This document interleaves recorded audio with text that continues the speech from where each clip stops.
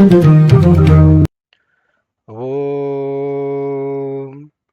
ಶ್ರೀ ಗುರುಭ್ಯೋ ನಮಃ. ಹರಿ ಓಂ. ಶುಕ್ಲಾಂಬರಧರಂ ವಿಷ್ಣುಂ ಶಶಿವರ್ಣಂ ಚತುರ್ಭುಜಂ ಪ್ರಸನ್ನವದನಂ ಧ್ಯಾಯೇತ್ ಸರ್ವವಿಘ್ನೋಪಶಾಂತಯೇ. ನಾರಾಯಣಂ ನಮಸ್ಕೃತ್ಯ ನರಂ ಚೈವ ನರೋತ್ತಮಂ ದೇವೀಂ ಸರಸ್ವತೀಂ ವ್ಯಾಸಂ ತತೋ ಜಯಮುದೀರಯೇತ್. ಆಪಾದಮೌಳಿಪರ್ಯಂತಂ ಗುರುಣಾಮಾಕೃತಿಂ ಸ್ಮರೇತ್ ತೇನ ವಿಘ್ನಾಃ ಪ್ರಣಶ್ಯಂತಿ ಸಿದ್ಧ್ಯಂತಿ ಚ ಮನೋರಥಾಃ. ಶ್ರೀ ಗುರುಭ್ಯೋ ನಮಃ.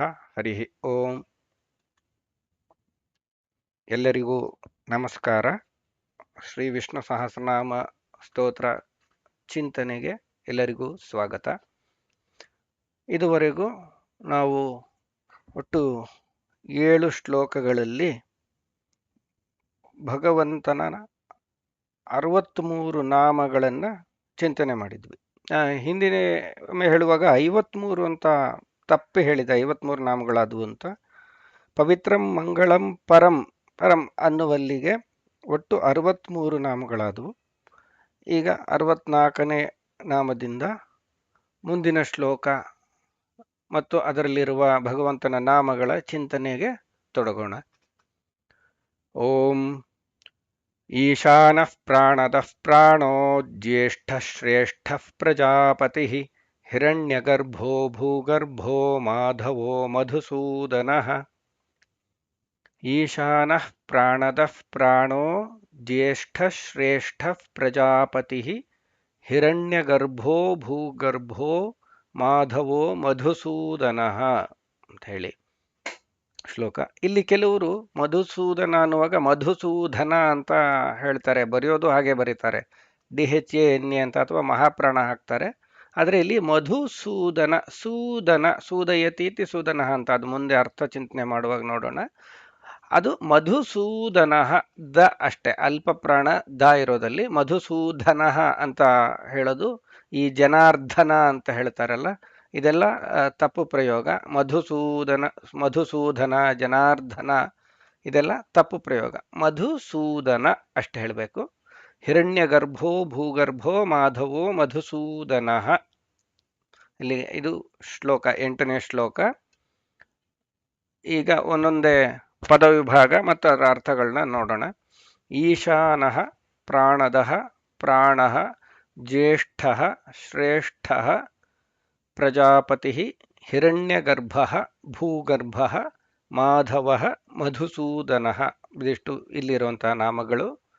ಇಲ್ಲಿನೂ ನೋಡಿ, ನಾವು ಶ್ರೇಷ್ಠ ಅಂತ ಹೇಳ್ತೀವಿ. ಅದೇ ನಾವು ಹಿಂದಿನ ವಿಡಿಯೋಗಳಲ್ಲಿ ಗಮನಿಸಿದ್ವಿ, ತಾಲವ್ಯ ಮತ್ತೆ ಮೂರ್ಧನ್ಯ ಅಂತ ಹೇಳಿ. ಇಲ್ಲಿ ಮೊದಲನೇದು ಶ, ಯಾರ ಲಾವ ಶ ಶ ಇದೆಲ್ಲ ಅದೇ ಇಲ್ಲಿ ಶ್ರೇಷ್ಠ ಬರುತ್ತೆ, ಅದೇ ಆರ್ಡ್ರಲ್ಲೇ ಬರುತ್ತೆ. ಶ್ರೇಷ್ಠ ಅಂತ ಹೇಳಿ ಉಚ್ಚಾರಣೆ ಮಾಡುವಾಗ ಅದನ್ನ ಗಮನಿಸ್ಕೋಬೇಕು. ಮೊದಲನೇದು ತಾಲವ್ಯ ಶ್ರೇ, ಎರಡನೇದು ಮೂರ್ಧನ್ಯ, ನಾಲ್ಗೆ ಮೇಲೆ ಹೋಗುತ್ತೆ, ಷ್ಠ ಅಂತ. ಈಗ ಅರ್ಥದ ಬಗ್ಗೆ ನೋಡೋಣ. ಈಶಾನಃ ಅಂತ ಹೇಳಿ ಮುಂದಿನ ನಾಮ.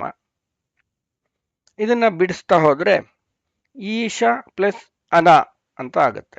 ಅನ ಅಂದ್ರೆ ಅನಚೇಷ್ಟಾಯಾಮ್ ಅಂತ, ಎಲ್ಲರಿಗೂ ಪ್ರೇರಕ ಶಕ್ತಿ, ಎಲ್ಲರಿಂದ ಕ್ರಿಯೆ ಮಾಡಿಸುವ ಶಕ್ತಿ ಅಂತ ಹೇಳಿ ನಾವು ಈಶ ಅನ್ನುವಲ್ಲಿ ನೋಡಿದವು. ಅದು ಈಶವರ, ಈಶ್ವರ ಅಂತ ಅರ್ಥ ಅನುಸಂಧಾನ ಮಾಡಿದ್ವಿ. ಈಶ್ವರೋ,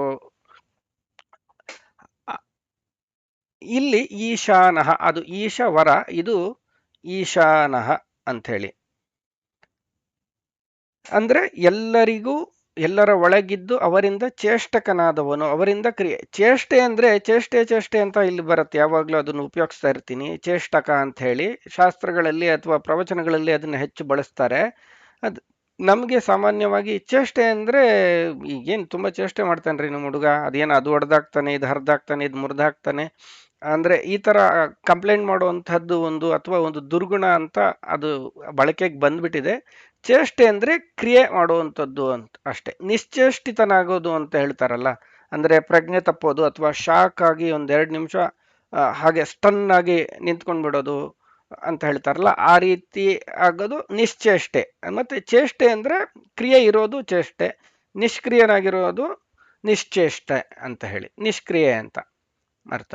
ಇಲ್ಲಿ ಎಲ್ಲರಿಂದ ಕ್ರಿಯೆಗಳನ್ನು ಮಾಡಿಸುವಂತಹ ಭಗವಂತ ಈಶಾನಃ ಅಂತ ಹೇಳಿ.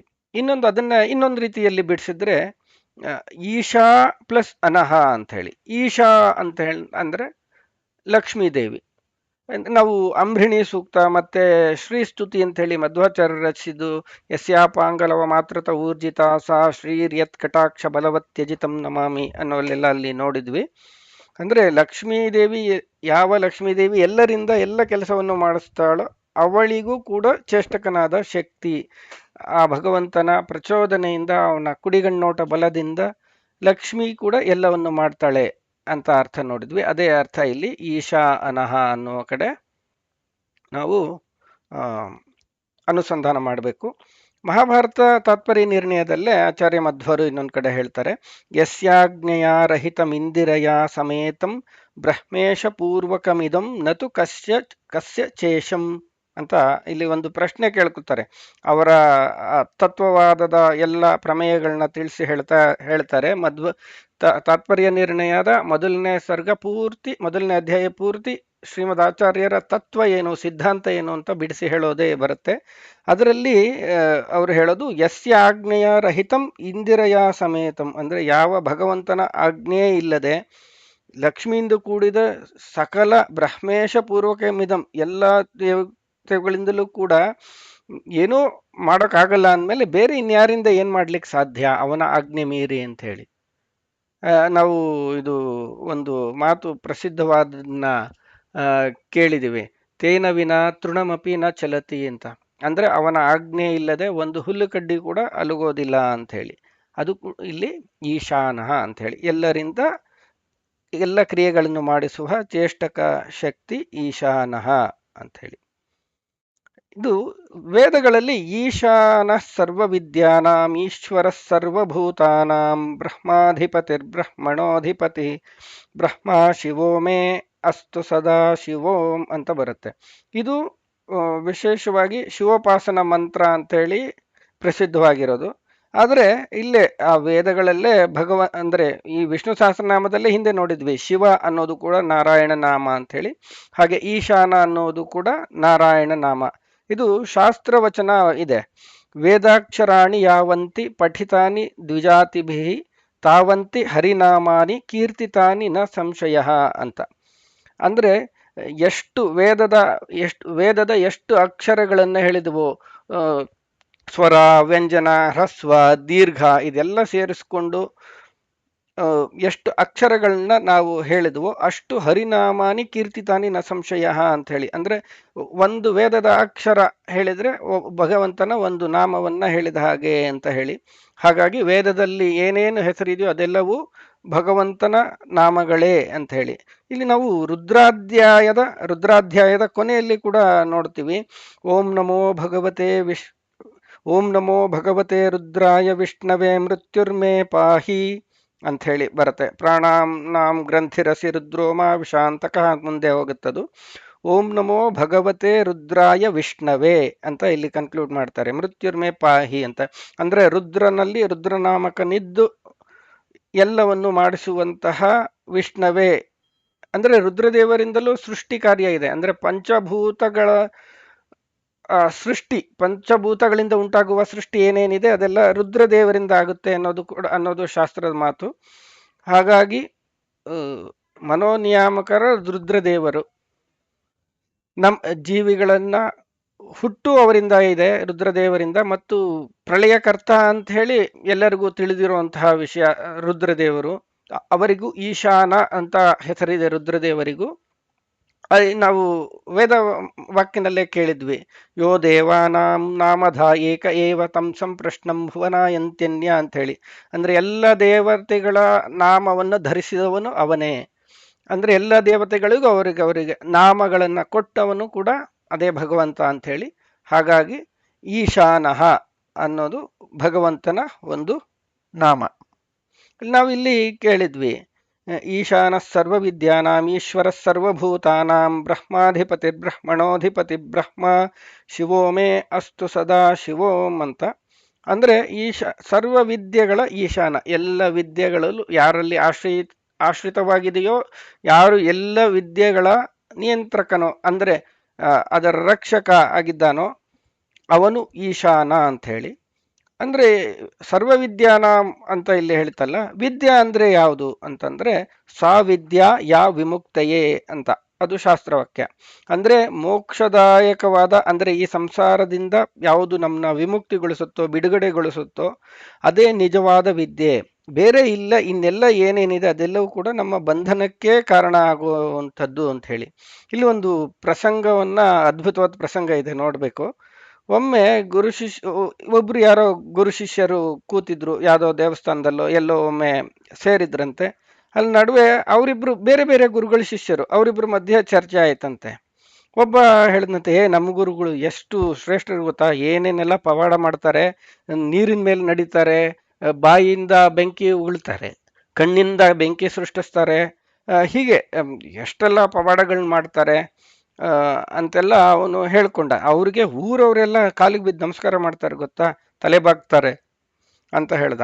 ಆಗ ಇನ್ನೊಬ್ಬ ಶಿಷ್ಯ ಹೇಳ್ದಂತೆ, ನಮ್ಮ ಗುರುಗಳು ಇದನ್ನೆಲ್ಲ ಮಾಡ್ತಾರಪ್ಪ, ಮಾಡೋ ಶಕ್ತಿ ಇದೆ, ಆದ್ರೆ ಅದನ್ನ ಯಾವ್ದು ಮಾಡಲ್ಲ. ಅಂದ್ರೆ ಮಾಡೋ ಶಕ್ತಿ ಇದ್ದು ಮಾಡಲ್ಲ, ಅದಕ್ಕೆ ಅವರು ದೊಡ್ಡವರು. ಅಂದ್ರೆ ಆ ಯಾವುದೋ ವಿದ್ಯೆಯಿಂದ ಅವರು ಟೆಂಪ್ಟ್ ಆಗಿ ಅದನ್ನ ಬೇರೆ ಯಾವುದೋ ಕಾರಣದಿಂದ ಜನರನ್ನ ಮರಳುಗೊಳಿಸುವುದಕ್ಕೋ, ಅವರಿಂದ ಇನ್ನೇನೋ ಪ್ರತಿಫಲಾಪೇಕ್ಷೆಯಿಂದಲೋ ಅವ್ರನ್ನ ಶಿಷ್ಯರನ್ನಾಗಿ ಮಾಡಿ ತನ್ನ ಸಂತತಿ ಬೆಳೆಸ್ಕೊಳ್ಳೋಕ್ಕೋ ಇಂತಹ ಕಾರಣಕ್ಕೋಸ್ಕರ ಆ ವಿದ್ಯೆನೆಲ್ಲ ಉಪಯೋಗಿಸಲ್ಲ.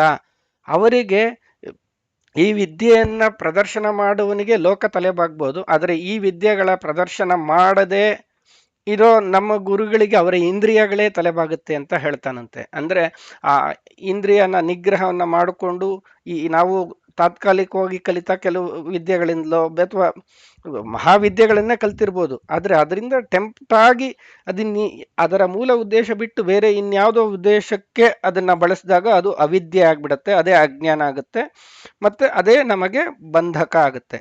ಅಂದ್ರೆ ಯಾವುದು ವಿದ್ಯೆ ಲೋಕವನ್ನು ಮರಳು ಮಾಡುತ್ತದೋ ಅದು ಅವಿದ್ಯೆ ಆಗತ್ತೆ. ಯಾವ ವಿದ್ಯೆ ಮರಳಾದ ಜನರನ್ನು ಮರಳಿ ರಸ್ತೆಗೆ, ಅಂದ್ರೆ ಸಾಧನೆಯ ದಾರಿಗೆ ತರಿಸುತ್ತೋ ಅದು ವಿದ್ಯೆ. ಇದಾಯ್ತು. ಈಗ ಮುಂದಿನ ನಾಮ ಪ್ರಾಣದಹ ಅಂತ ಹೇಳಿ. ಅಂದ್ರೆ ಪ್ರಾಣಂ ದದಾತಿ ಇತಿ ಪ್ರಾಣದಹ, ಮತ್ತೆ ಪ್ರಾಣಂ ದ್ಯತಿ ಇತಿ ಪ್ರಾಣದಹ ಅಂತ ಹೇಳಿ. ದದಾತಿ ದ್ಯತಿ ಚೇತಿ ಪ್ರಾಣದಹ. ಅಂದ್ರೆ ಒಂದು ಪ್ರಾಣಂ ದದಾತಿ ಅಂದ್ರೆ ಸಕಲ ಜಗತ್ತಿಗೂ ಪ್ರಾಣಶಕ್ತಿಯನ್ನು, ಪ್ರಾಣವನ್ನು ನೀಡುವವನು ಅಂತ ಹೇಳಿ. ನಾವು ಧ್ಯಾನ ಶ್ಲೋಕದಲ್ಲೇ ಗಮನಿಸಿದ್ವಿ, ವಿಯದ್ ಅಸುರನಿಲ ಚಂದ್ರ ಸೂರ್ಯೌಚ ನೇತ್ರೆ ಅಂತ ಹೇಳಿ. ಅಸುರನಿಲ, ಅಸುಹು ಅನಿಲ ಅಂತ ನೋಡಿದ್ವಿ. ಅಂದ್ರೆ ಯಾರ ನಿಶ್ವಾಸವೇ ಪ್ರಾಣಶಕ್ತಿಯಾಗಿ ಲೋಕಕ್ಕೆ ಪ್ರಾಣವನ್ನ ಕೊಟ್ಟಿತೋ ಅವನು ಪ್ರಾಣದಹ ಅಂತ ಹೇಳಿ. ಮತ್ತೆ ಇನ್ನೊಂದು ಪ್ರಾಣಾನ್ ದ್ಯತಿ ಇತಿ ಪ್ರಾಣದಹ.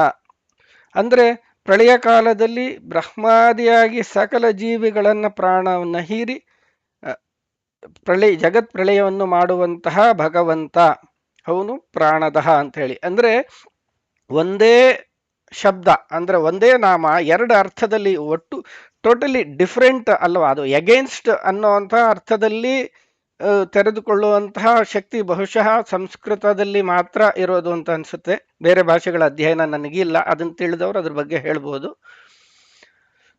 ಇದು ಸಂಸ್ಕೃತದ ವೈಶಿಷ್ಟ್ಯ. ಹಾಗಾಗಿಯೇ ಸಂಸ್ಕೃತ ಒಂದೇ ಒಂದು ಯಾವುದೋ ಒಂದು ಅಂಶವನ್ನ, ವೇದದ ಒಂದು ಅಂಗವನ್ನ ಅಥವಾ ಯಾವುದೋ ಒಂದು ಅನುವಾಕವನ್ನು ಇಟ್ಕೊಂಡು ಅದ್ರ ಬಗ್ಗೆ ಗ್ರಂಥಗಳ ಗಟ್ಟಲೆ ವ್ಯಾಖ್ಯಾನ ಆಗುತ್ತೆ.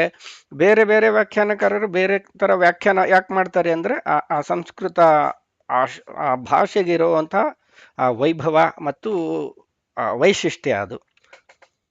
ಇನ್ನೊಂದು ಅರ್ಥ ಪ್ರ ಅಂದರೆ ಜೀವರಿಗೆ ಪ್ರಕೃಷ್ಟತ್ವ ಅಥವಾ ಹಿರಿಯತನವನ್ನ, ಹಿರಿಮೆಯನ್ನ, ಸಾಧನೆಯ ಎತ್ತರವನ್ನ ಕೊಡುವಂಥದ್ದು. ಅದು ಯಾವುದು ಅಂದ್ರೆ ಜ್ಞಾನ ಅಂತ ಹೇಳಿ.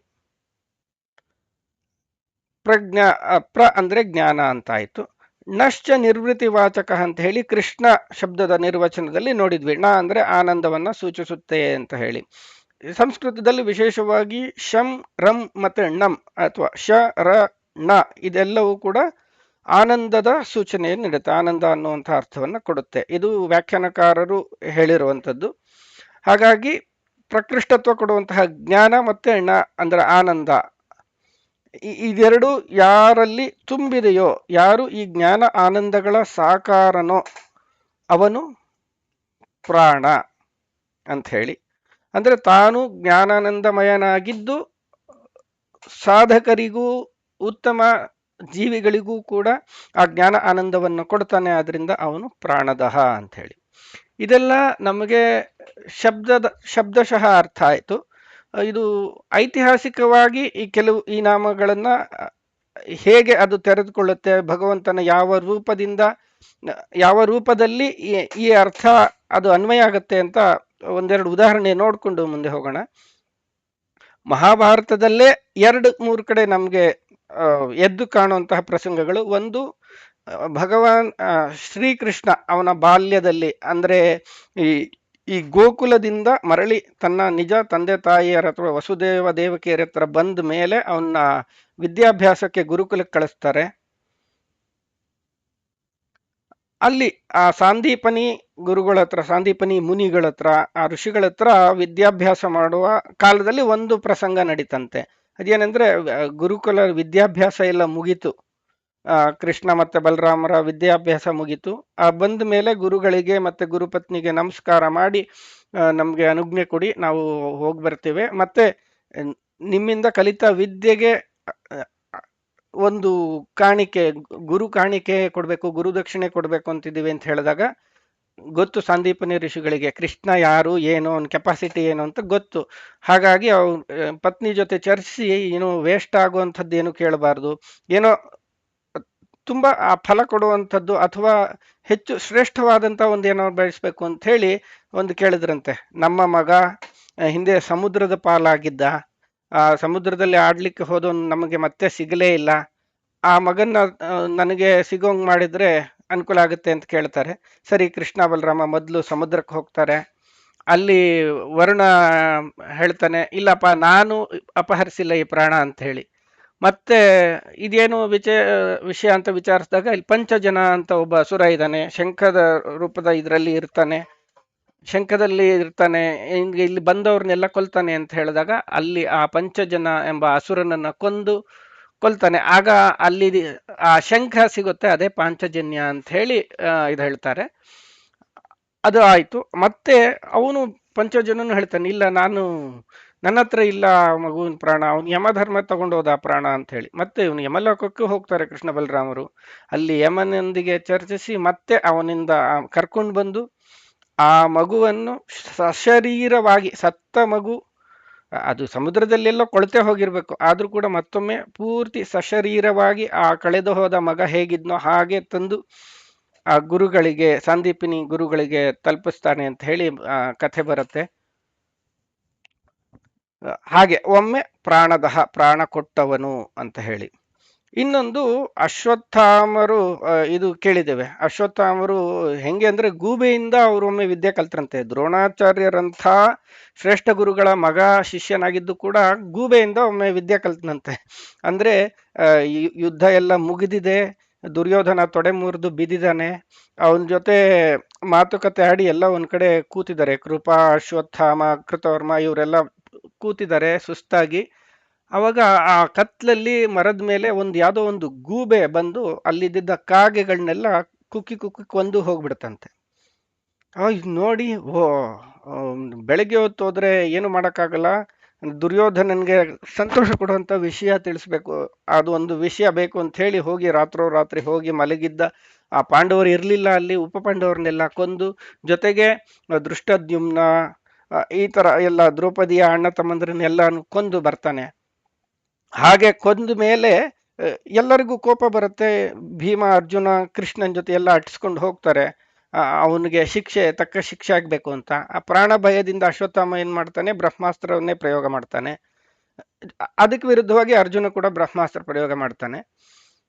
ಅವಾಗ ವ್ಯಾಸರು ಬಂದು, ಈ ಬ್ರಹ್ಮಾಸ್ತ್ರದಿಂದ ಜಗತ್ತೇ ನಾಶ ಆಗ್ಬಿಡತ್ತೆ, ಏನು ಉಳಿಯಲ್ಲ, ಎಲ್ಲ ಇದನ್ನ ವಾಪಸ್ ತಗೊಳ್ಳಿ ನೀವು, ನಿರಾಸ ಮಾಡಿ ಬ್ರಹ್ಮಾಸ್ತ್ರವನ್ನ ಅಂತ ಹೇಳಿದಾಗ ಅರ್ಜುನ ಹೇಳ್ತಾನೆ, ನಾನು ವಾಪಸ್ ತಗೊಂಡ್ಬಿಟ್ರೆ ಆ ಬಾಣ ನಮ್ಮನ್ನೆಲ್ಲ ನಾಶ ಮಾಡುತ್ತಲ್ಲ, ಏನ್ ಮಾಡೋದು ಅಂತ ಕೃಷ್ಣ ಅಭಯ ಕೊಡ್ತಾನೆ, ಏನು ಯೋಚನೆ ಮಾಡಬೇಡ, ಯಾರಿಗೇನಾದ್ರೂ ನೋಡ್ಕೊಳ್ಳೋದು ನನ್ನ ಕರ್ತವ್ಯ, ನೀನು ಅದನ್ನ ಉಪಸಂಹಾರ ಮಾಡು ಅಂತ ಹೇಳಿದಾಗ ಅವನು ಬ್ರಹ್ಮಾಸ್ತ್ರವನ್ನು ಉಪಸಂಹಾರ ಮಾಡ್ತಾನೆ.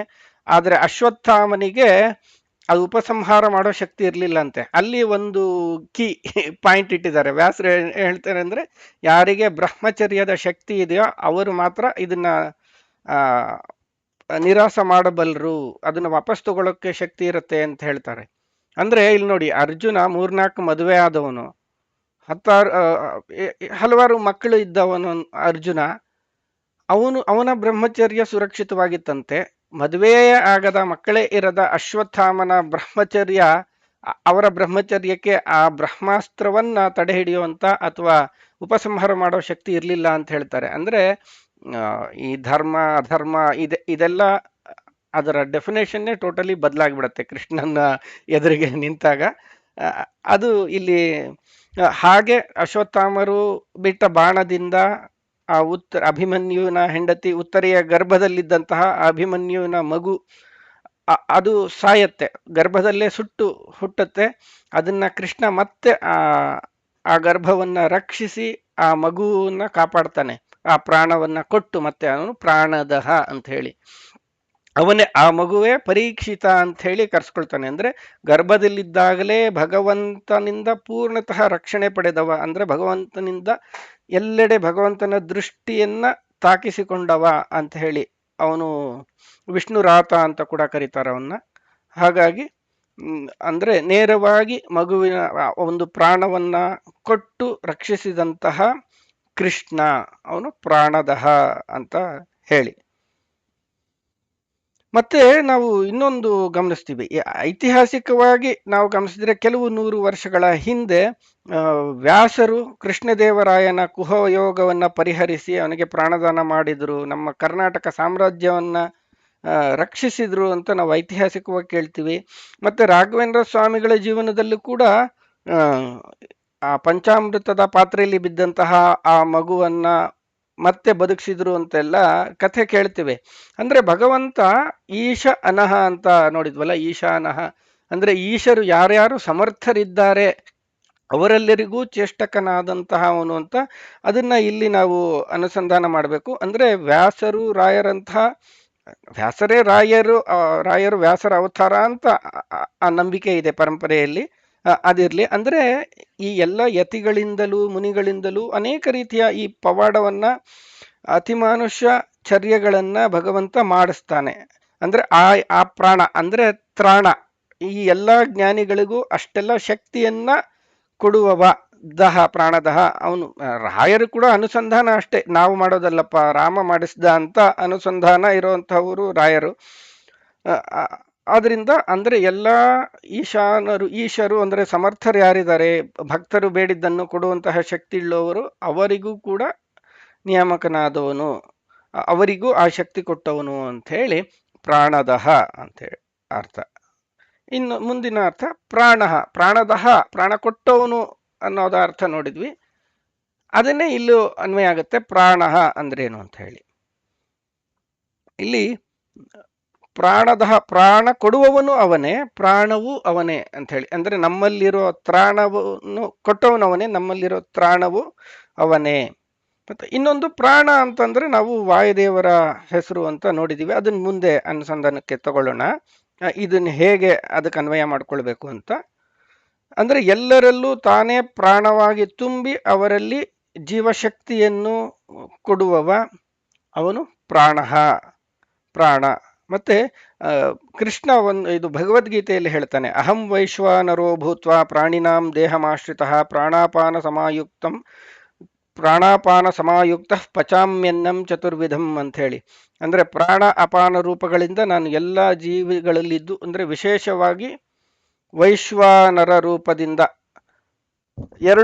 ಎರಡು ಅಂದ್ರೆ ಪ್ರಾಣ ಅಪಾನ ಈ ಎಲ್ಲ ರೂಪಗಳನ್ನ ತೆಗೆದುಕೊಂಡು ನಾನು ಆ ಜೀವಿಗಳು ಸೇವಿಸಿದಂತಹ 4 ವಿಧವಾದಂತಹ ಅನ್ನವನ್ನ ಜೀರ್ಣ ಮಾಡಿಸ್ತೇನೆ ಅಂತ ಹೇಳಿ ಭಗವಂತನ ಮಾತು.